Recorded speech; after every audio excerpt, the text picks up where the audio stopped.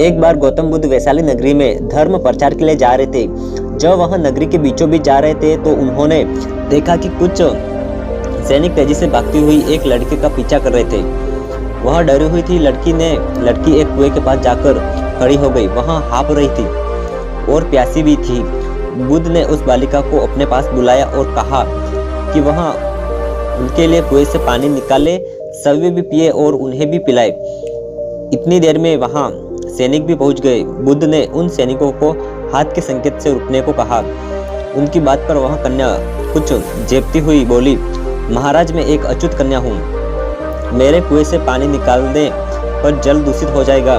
बुद्ध ने उससे फिर कहा, पुत्री बहुत जोर की प्यास लगी है, पहले तुम पानी पिलाओ। इतने में वैशाली के राजा भी वहां आ पहुंचे। उन्होंने बुद्ध को नमन किया और सोने के बर्तन में केवड़े और गुलाब का सुगंधित पानी पीने के लिए पेश किया, लेकिन बुद्ध ने उसे लेने से इनकार कर दिया। बुद्ध ने एक बार फिर बालिका से अपनी बात दोहराई। इस बार बालिका ने साहस बटोरकर कुएं से पानी निकालकर सभी ही पिया और गौतम बुद्ध को भी पिलाया। पानी पीने के बाद बुद्ध ने बालिका के भय का कारण पूछा। कन्या ने बताया, मुझे संयोग से राजा के दरबार में गाने का अवसर मिला था।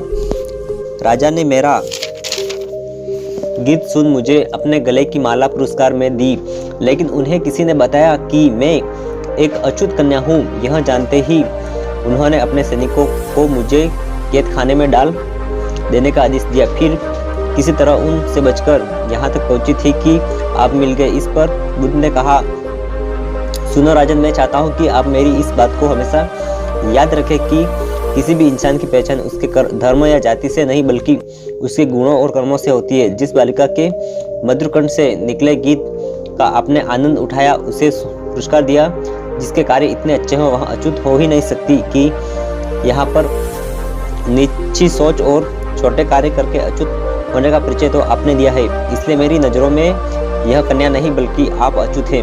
वैशाली नरेश बुद्ध के सामने शर्मिंदा होने के अलावा और कर भी क्या सकते थे। उन्होंने बुद्ध से क्षमा मांगी और वहां से चले गए। तो दोस्तों, इस कहानी की शिक्षा यही है कि कोई भी इंसान अपने कार्यों और विचारों से बड़ा बनता है, अपने धर्म जाति से नहीं।